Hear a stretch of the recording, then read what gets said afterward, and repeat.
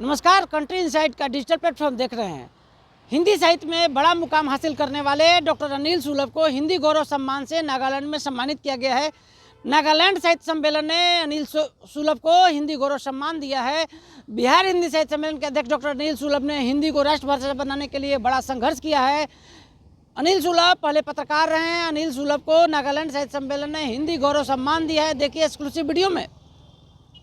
बिहार हिंदी साहित्य सम्मेलन के अध्यक्ष और सुप्रसिद्ध साहित्यकार डॉक्टर अनिल सुलभ को हिंदी गौरव सम्मान के विशेष अलंकरण से विभूषित किया गया है।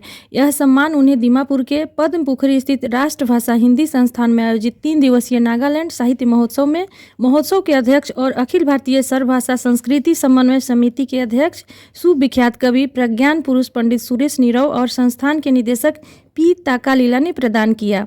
गुरुवार की संध्या संपन्न हुए महोत्सव उद्घाटन समारोह में उत्तराखंड के सुप्रसिद्ध कवि सुभाष चंद्र सैनी के काव्य संग्रह संभवामी युगे युगे, उत्तर प्रदेश के कवि डॉक्टर धर्मेंद्र सिंह धर्म मैनपुरिया के गीत संग्रह अद्भुत है, संसार हमारा, पटना के सुविख्यात कवि प्रोफेसर रत्नेश्वर सिंह के काव्य संग्रह कल्पना के पंख, संस्कृत की विदुषी और शायरा अमीना खातून के काव्य संग्रह तस्कीन ए रिहाई तथा कवित्री अनीता प्रसाद के काव्य संग्रह कविता के ओट से का लोकार्पण समारोह के मुख्य अतिथि डॉक्टर अनिल सुलभ ने किया।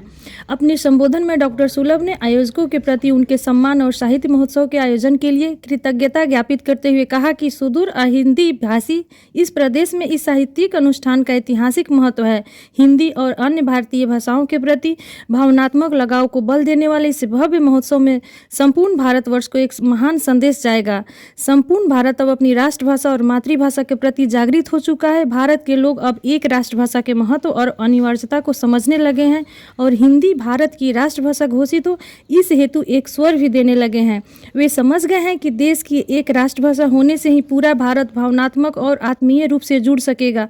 उन्होंने आशा व्यक्त की कि नागालैंड में हिंदी के प्रति बढ़ता प्रेम यहाँ की सत्ता पर स्नेहिल दबाव बनाएगा और यहाँ भी सभी विद्यालयों और महाविद्यालयों में हिंदी की प्राथमिक स्तर से उच्च स्तर की शिक्षा प्रदान की जाएगी तथा प्रदेश के कामकाज भी हिंदी तथा स्थानीय भाषाओं में होंगे। अंग्रेजी जो एक विदेशी भाषा है उसका स्थान हिंदी और अंगामी जैसी स्थानीय भाषाएं ले। आरंभ में नागालैंड की स्थानीय बालाओं ने परंपरागत गीत और नृत्य से अतिथियों का भव्य स्वागत किया। उनके भाव नृत्य और मधुर संगीत पर अतिथिगण और श्रोता झूमते रहे तथा तुमुल नाद से कलाकारों का सम्मान बढ़ाया।